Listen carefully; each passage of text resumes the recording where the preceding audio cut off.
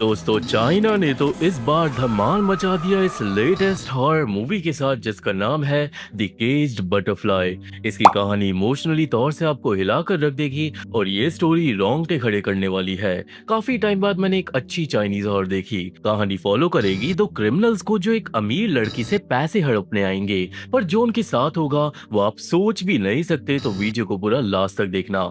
आप देख रहे हो डिमोनिका का जो बेस्ट हॉरर रिकैप चैनल है, और ड्रिल सिंपल है कि आप लाइक करो, शेयर करो और सब्सक्राइब करो। ये सपोर्ट आपकी तरफ से बिल्कुल फ्री है और मेरी बहुत मदद करता है, तो प्लीज जल्दी कर दो क्योंकि अब हम देखने जा रहे हैं द केज्ड बटरफ्लाई मूवी की एक डरावनी डिमोनिक कहानी। ये कहानी शुरू होती है याओ जे नाम की एक लड़की के साथ जो फोन पे एक लड़के से पैसे मांग रही थी। लड़के के हिसाब से उसने बस जाओ जे का इस्तेमाल किया है और अब अगर वो मर भी गई तो उसे फर्क नहीं पड़ेगा। हालांकि याओ जे निकलती है एक भूत, यानी वो ऑलरेडी खुदकुशी कर चुकी है। यहाँ से सीन आता है जिशान पे, जो चाइना के घोस्ट फेस्टिवल के वक्त जा रहा था कहीं पे, और ये फेस्टिवल बहुत बड़ा माना जाता है। जैसे हमारे यहाँ श्राद्ध होते हैं ना, वैसे ही होता है ये भी। वही दूसरी तरफ कुछ व्लॉगर्स एक मेंशन के बाहर आकर व्लॉग कर रहे थे। ये मेंशन थी याओ नाम की एक अमीर लड़की की जो अपाहिज है। याओ का ख्याल रखता है उसका मामा जियांग, और याओ के मम्मी पापा और उसका छोटा भाई 5 साल पहले एक कार एक्सीडेंट में मर चुके हैं। इतना ही नहीं, याओ कभी भी इस मेंशन से बाहर नहीं जाती और इसकी मिस्ट्री बहुत ज्यादा हिला देने वाली है। कहानियों के हिसाब से 4 साल पहले याओ के एक क्लासमेट ने याओ के साथ कुछ गलत करने की कोशिश करी थी, जब अचानक याओ के परिवार वालों की आत्माएं आ गई थी और उन्होंने उस लड़के को बालकनी से गिराकर बुरी तरीके से मार डाला था। उस दिन के बाद से इस मैंशन के अंदर एक श्राप का जन्म हुआ है, और अब अगर कोई भी याओ के नजदीक आने की कोशिश करता है तो याओ के घर वालों की आत्माएं उसे आकर मार डालती है। इसलिए ही हर साल एक शमन याओ के घर को आकर ब्लेस कर कर जाता है घोस्ट फेस्टिवल के दिन, ताकि आत्माएं शांत रहे। अब उसी रात जिशान पहुंचता है हॉन्टेड मेंशन पे जब शमन कर रहा था घर को ब्लेस करने वाला रिचुअल। जिशान मेंशन के अंदर जाता है और उसे घूर रही थी मिंग नाम की एक फिजियोथेरेपिस्ट जो याओ का ख्याल रखती है। जिशान जाके फैमिली की श्राइन पे प्रे करता है और तभी उसके पास आती है आंटी वांग जो याओ को इस हॉन्टेड घर में संभालती है। वांग पानी देकर चले जाती है और जल्दी ही जिशान से मिलने आती है याओ और मिंग। हमें यहाँ पे फाइनली पता चलता है कि जिशान असल में याओ का बचपन का दोस्त है जो 15 साल पहले अब्रॉड चले गया था, पर अभी वो चाइना वापस आया बिजनेस के काम से, तो उसने सोचा कि वो याओ के साथ मिलकर ही जाएगा। जिशान याओ के लिए एक फेमस आर्टिस्ट की पेंटिंग भी लाया था क्योंकि याओ खुद एक पेंटर है। नाउ जिशान से मिलने आता है अंकल जियांग और वो जिशान को ऑफर करता है मेंशन में रुकने की ही, ताकि शायद उसकी कंपनी से याओ भी घर के बाहर जाने लगे। पर ये सुनते ही याओ को विजन्स आने लगते हैं अपने पापा की डिमोनिक आत्मा के, जो उसे मना करता है घर से बाहर जाने को। इस सब से याओ चिल्ला पड़ती है और मिंग आकर याओ को ले जाती है शांत करवा के। जिशान भी चौंक जाता है और रात को जियांग जाके शमन से बात करता है सबके बारे में। शमन के हिसाब से घर वालों की आत्मा उन्हें अभी तक मूव ऑन नहीं किया है और वो आत्माएं याओ के शरीर से जुड़ी हुई है, जिसकी वजह से धीरे धीरे याओ की आत्मा भी नष्ट हो जाएगी। इस बात पे जियांग कोई कमेंट नहीं करता, पर देन शमन जिशान से जाकर बात करता है। शमन के हिसाब से जिशान के कंधों पे एक औरत की आत्मा अटैच है, पर इस बात पे जिशान हंसने लगता है क्योंकि वो भूत प्रेतों पे यकीन नहीं करता था। स्टिल शमन जाते जाते जिशान को एक तालिस्म देकर जाता है। नौ रात में जिशान को मैसेज आता है एक गुंडे का। दोस्तों असल में जिशान 2 करोड़ के कर्जे में है जुए की वजह से। कर्जे की वजह से गुंडों ने जिशान की मां को किडनैप कर रखा है और अब जिशान को याओ की एक पेंटिंग चुरानी है। जी हाँ, याओ की पेंटिंग्स करोड़ों की है, यानी वो एक बहुत फेमस आर्टिस्ट थी। इतना ही नहीं दोस्तों, जिशान बिजनेस के काम से चाइना नहीं आया, वो चाइना आया है याओ को स्कैम करने। जिशान अब जाता है पेंटिंग चुराने, पर वांग उसका रास्ता आकर रोक देती है। वांग की वजह से जिशान चोरी नहीं कर पाता और जिशान को भेजकर वांग अपनी माँ की श्राइन पे पूजा करने जाती है। असल में वांग हर साल अपने घर जाती थी घोस्ट फेस्टिवल के दौरान अपनी माँ की पूजा करने, पर इस साल वो नहीं जा पाई काम की वजह से और इसलिए उसने ये श्राइन बनाई है। वांग अपनी माँ से माफी मांगती है घर ना जाने के लिए पर देन जब वो किचन में चाय बनाने जाती है तभी उसकी माँ की आत्मा फ्रिज से आकर खाना निकाल कर खाने लगती है। वांग की माँ डिमोनिक तरीके से अपनी बेटी को बोलती है घर जाकर पूजा करने के लिए, वरना जो माँ की आत्मा है वो पूरा साल भटकती रहेगी। अपनी माँ के डिमोनिक रूप से डरकर वांग वहीं पे माफी मांगने लगती है, पर देन आत्मा हो जाती है गायब। हालांकि दोस्तों बात कुछ और थी। ये सब वांग की माँ नहीं कर रही थी, ये चाल थी मिंग की, यानी ये औरत भी इस खेल में मिली हुई है। अगले दिन अब हम मिंग और जिशान को साथ में देखते हैं जो खुश हो रहे थे क्योंकि आंटी वांग घर भाग गई थी। यानी ये दोनों अब याओ को स्कैम कर सकते हैं। बेसिकली दोनों बहुत पहले से मिले हुए थे और पूरा सच हम आगे देखेंगे। देन याओ चीखने लगती है अपने कमरे में बुरी तरीके से सपनों की वजह से, तो जिशान जाता है उसे शांत कराने। जिशान याओ को उठाकर शांत करवाता है और दोनों बात करने लगते हैं अपने बचपन के बारे में। बातों के बीच में जिशान याओ की लेटेस्ट पेंटिंग को जाकर देखता है जो उसे चुरानी थी, पर उसके होश उड़ जाते हैं क्योंकि वो पेंटिंग फटी हुई थी। याओ इस बात पे बिल्कुल रिएक्ट नहीं करती जैसे वो पोजेस्ड हो, और जब जिशान निराश होकर जाने वाला था तभी याओ उसे रोक देती है कहानी सुनाने के लिए। जिशान को देन कहानी सुनानी पड़ती है जब तक याओ सो नहीं जाती, पर याओ के सोते ही वो जाकर इन्वेस्टिगेट करता है और उसे कुछ कागज मिलते हैं जिससे उसे पता चलता है कि याओ 50 मिलियन युआन की मालकिन है। ये पता चलते ही जिशान मिंग को मैसेज कर बुलाता है मीटिंग के लिए। मिंग अब मैसेज मिलने के बाद मिलने जा ही रही थी जब उसे बेसमेंट से शोर आता है। वो जाकर इन्वेस्टिगेट करती है और उसे मिलती है एक बिल्ली की लाश कांच की बोतल में। मिंग चिल्ला पड़ती है और सेम टाइम पे याओ को भी बुरे बुरे सपने आने लगते हैं। वहीं जिशान लिविंग रूम से गुजर रहा था जब टीवी अपने आप चल जाता है। कार्टून अजीब प्रीति बातें करने लगते हैं और जिशान जाकर जब टीवी बंद करता है तो वो नोटिस करता है कि फैमिली श्राइन में से याओ के भाई लू की पिक्चर गायब हो गई थी। तभी एक बॉल चलकर आती है उसके पैर के पास और टीवी में जिशान को दिखाई देने लगता है लू, जो जिशान के साथ खेलना चाहता था। अचानक लू देन डिमोनिक हो जाता है और वो जिशान के मुंह पे फेंक के मारता है बॉल, ये बोलकर कि मेरी बहन से दूर रहे। यानी दोस्तों घर की आत्माएं समझ गई है जिशान के डिमोनिक इरादे। जिशान के साथ अब पैरानॉर्मल चीजें होने लगती है, पर तभी आ जाती है मिंग और सब कुछ वापस नॉर्मल हो जाता है। पर इस सब के बाद जिशान और मिंग दोनों ही समझ जाते हैं कि शायद इस घर के अंदर कुछ डिमोनिक है। हालांकि जिशान समझाता है कि भले ये घर हॉन्टेड हो वो पैसे के बिना नहीं जाएगा। देन जिशान दिखाता है एक न्यूज जिसके अकॉर्डिंग म्यांमार में एक खदान गिर गई है और काफी सारे लोग मारे गए हैं, और अब इसी न्यूज के साथ जिशान बनाता है एक नया प्लान। अगले दिन खदान वाली खबर पहुंचती है याओ के पास और मिंग याओ को आकर देती है एक पेन ड्राइव, ये बोलकर कि जिशान घर जा रहा है और ये पेन ड्राइव याओ के लिए एक प्रेजेंट है। हालांकि इससे पहले जिशान घर जा पाता याओ आकर उसे रोक देती है।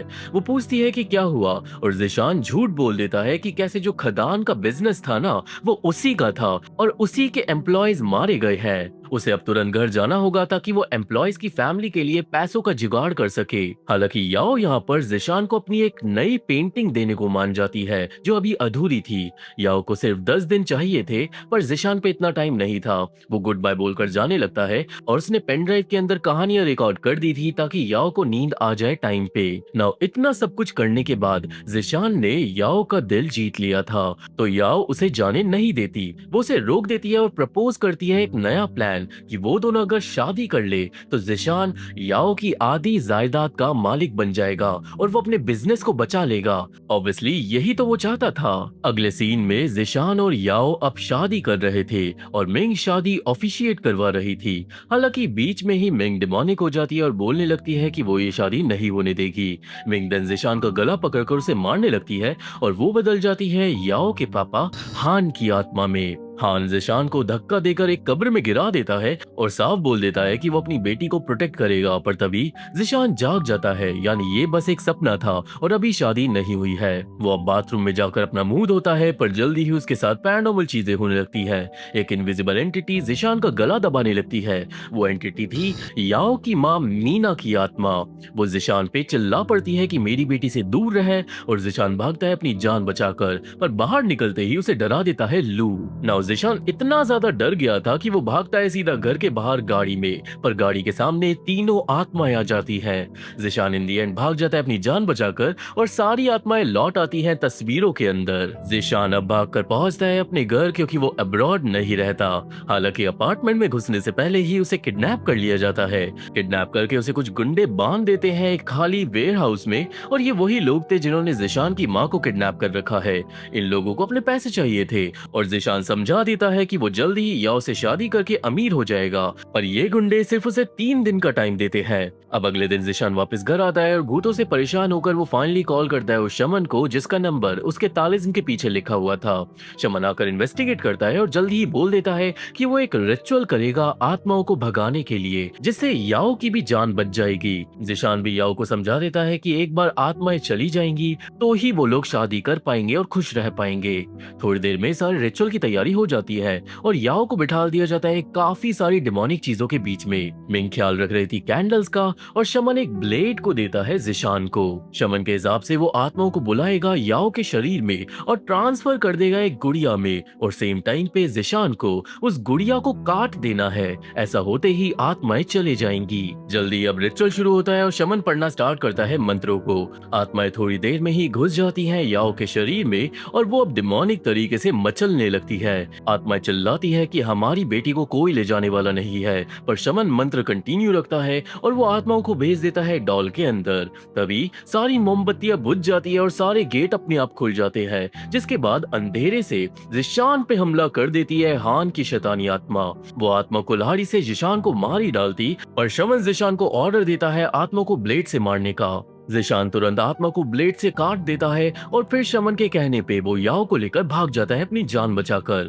अब अगले दिन सब कुछ ठीक हो गया था। जिशान और मिंग सेलिब्रेट कर रहे थे क्योंकि भूत भाग गए थे।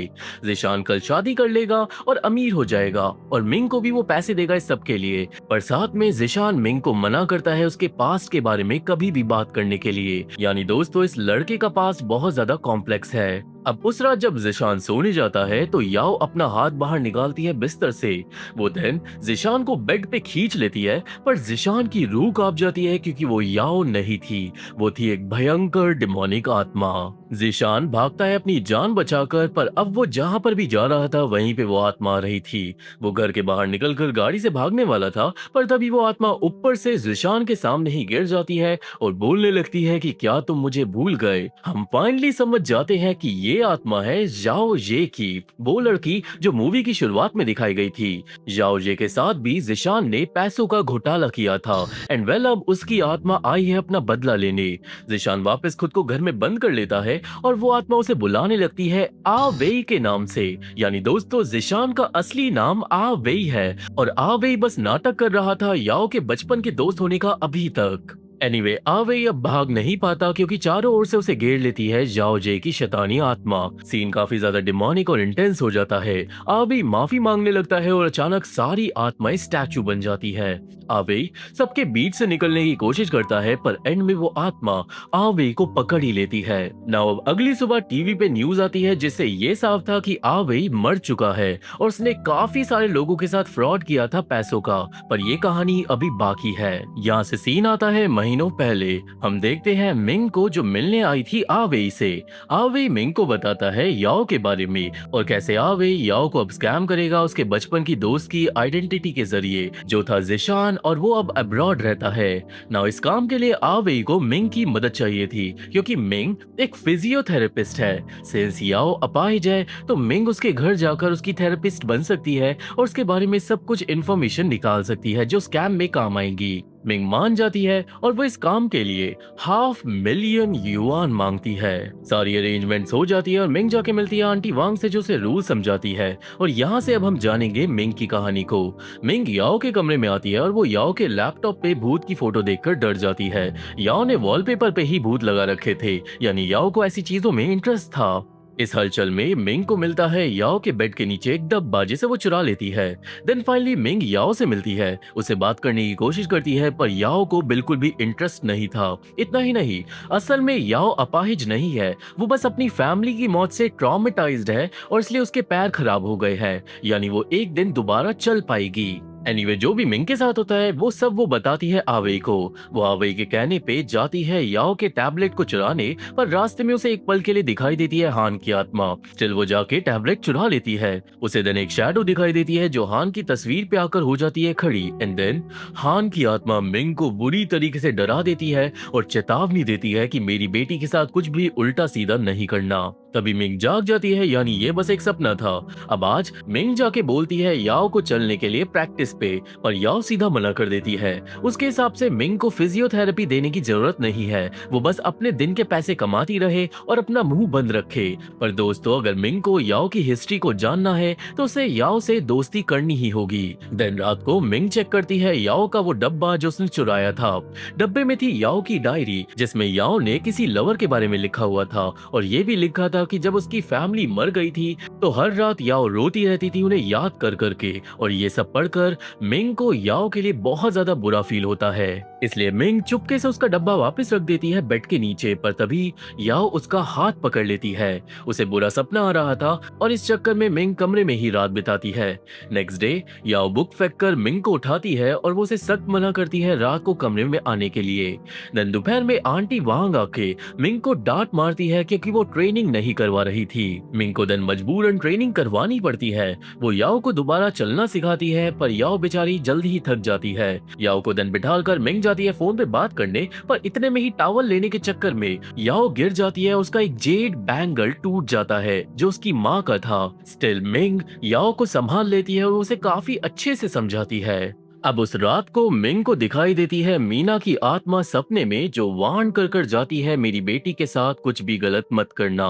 देन अगले दिन हमें पता चलता है मिंग की बेटी जूही के बारे में, जो हॉस्पिटल में एडमिट है, और जूही के लिए ही मिंग ये स्कैम कर रही थी। एनीवे मिंग याओ का जेड बैंगल जोड़कर उसे लौटा देती है, जिससे फाइनली याओ को मिंग पे थोड़ा भरोसा होने लगता है।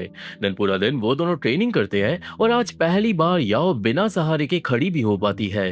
जब वो गिरती है तो मिंग उसे पकड़ लेती है और यहाँ से फाइनली याओ मिंग पे पूरी तरीके से भरोसा कर लेती है।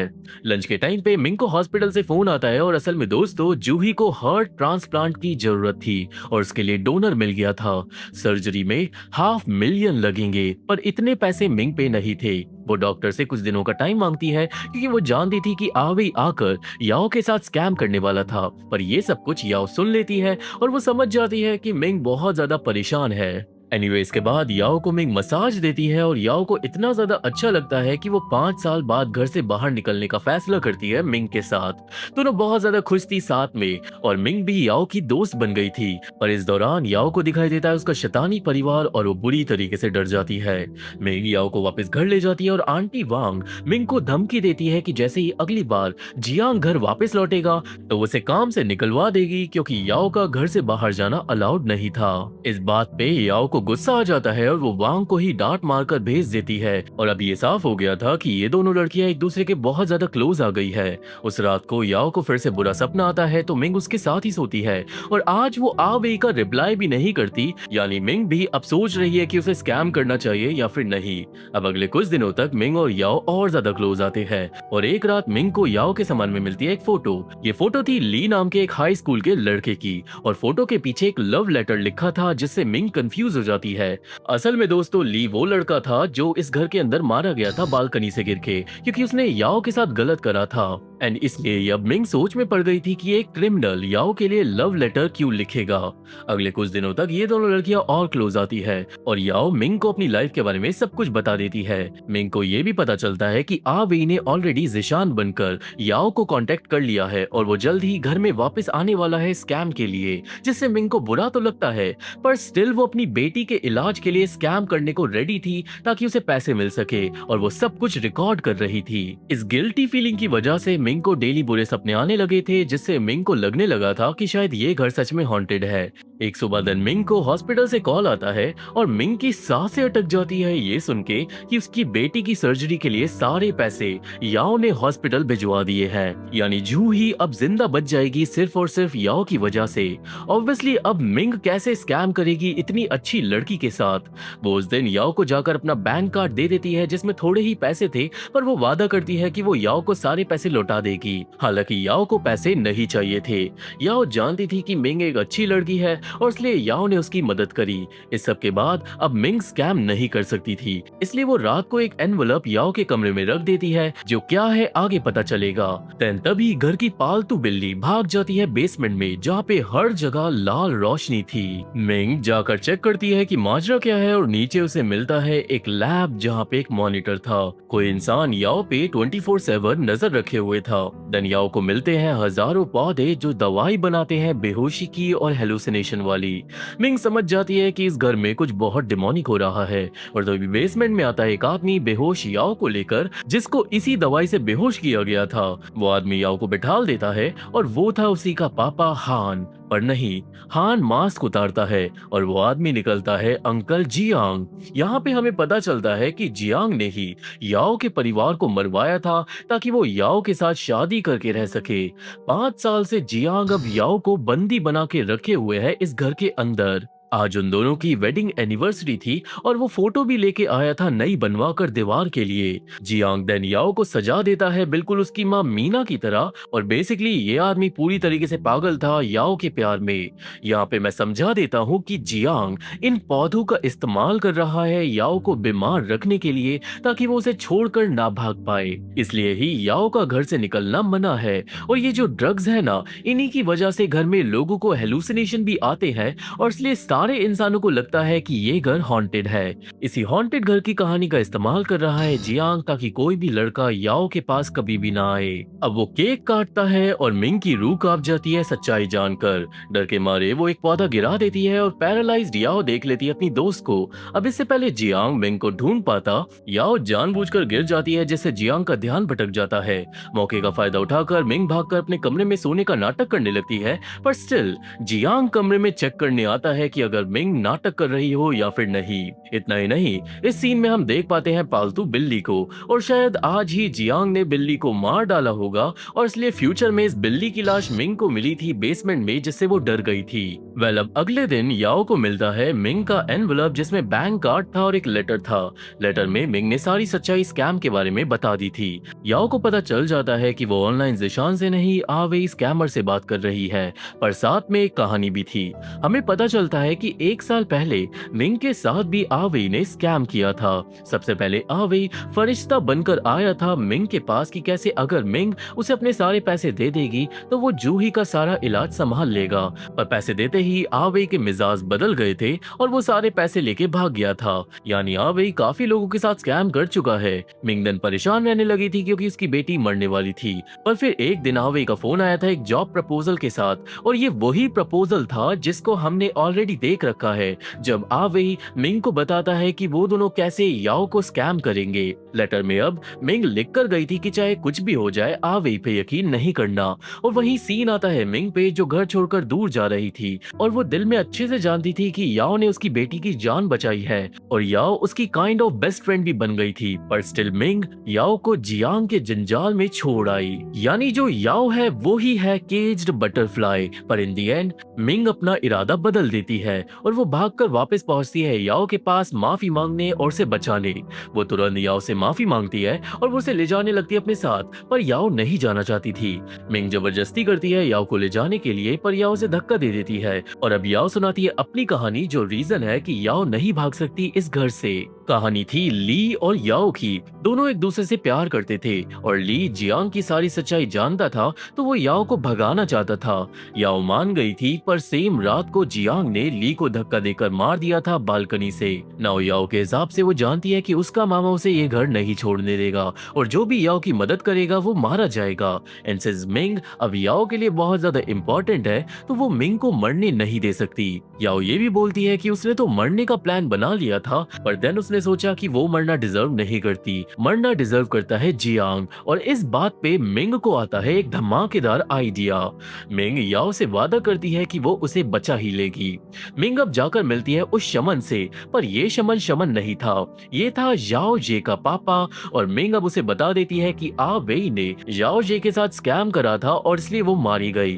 देन घर पे आता है असली शमन घोष घोस्ट फेस्टिवल के लिए, पर मिंग उसे पैसे देकर भगा देती है।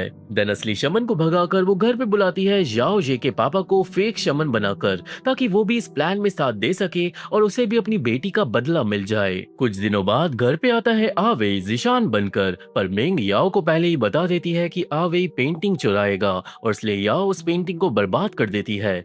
वो फटी हुई पेंटिंग देन आवे को मिली थी। देन मिंग और याओ बनाते हैं फेक कागज, जिससे आवे को लगता है कि याओ करोड़ों की मालकिन है। दोनों का दिन शादी का प्लान हो गया था और इतने में ही मिंग ने पता लगाया था कि जो पौधे हैं बेसमेंट में वो हेलुसिनेशन करवा सकते हैं। हर रात जियांग एक मशीन का यूज करता है कमरों में दवाई फैलाने के लिए, और इसलिए एक मशीन को वो रख देती है आवे के कमरे में, जिससे आवे को आने लगते हैं डिमोनिक सपने याओ के परिवार के बारे में। देन आप जानते ही हो कि इन दी एंड आवे ने फेक शमन को बुलाया था भूत भगाने के लिए, और एग्जॉर्सिज्म से पहले याओ ने अपने बेडरूम में कन्फेस करा था कि वो आवे से शादी कर लेगी, और ये सारी बातें सुन ली थी जियांग ने बेसमेंट के अंदर, और ऑब्वियसली जियांग किसी और को याओ के साथ नहीं देख सकता। इसीलिए जियांग ने प्लान बना लिया था आवे को मारने का। इसके बाद स्टार्ट हुआ था डिमोनिक रिचुअल, जिसमें याओ ने पोजेस्ड होने का नाटक करा था, और रिचुअल के एंड में मौके का फायदा उठाकर कमरे में आ गया था जियांग हान की आत्मा बनकर। पर शमन के कहने पे आ वेई ने जियांग को तलवार से बुरी तरीके से घायल कर दिया था। यहीं तक था फेक शमन का काम, जिसके बाद उसे वापस भेज दिया गया था घर, और फिर उस रात को मिंग ने आ वेई को उस दवाई की हाई डोजेज पिला दी थी, जिससे आ वेई को ऐसा लगा था कि उसे याओ जे की आत्मा मारने आ गई है। आ वेई ने भागने की कोशिश करी थी, पर वो एंड में बेहोश हो गया था। नाउ एंडिंग होती है जिसमें आवे को होश आता है बेसमेंट में घायल जियांग के सामने। जियांग ऑलरेडी पागल था गुस्से में, और वो आवे को मारना चाहता था। उसके हिसाब से वो आवे को याओ से शादी करने नहीं देगा। एंड देन जियांग बिना वार्निंग के चाकू से हमला कर देता है आवे पे। वो उसे बुरी तरीके से स्टैब करता है जब तक आवे मर नहीं जाता। फाइनली आवे को अपने कर्मों की सजा मिल गई। आवे के मरने के बाद जियांग देखता है अपने कैमरे को, जो दोनों लड़कियों ने बेसमेंट में ही लगा दिया था, और अब लाइव स्ट्रीम पे पूरी दुनिया को पता चल गई थी जियांग की क्रिमिनल सच्चाई, यानी अब ये आदमी भी जेल की हवा खाएगा। वो कैमरा बंद कर देता है, और फाइनली नेक्स्ट डे मिंग याओ को बचाकर अपने साथ ले जाती है।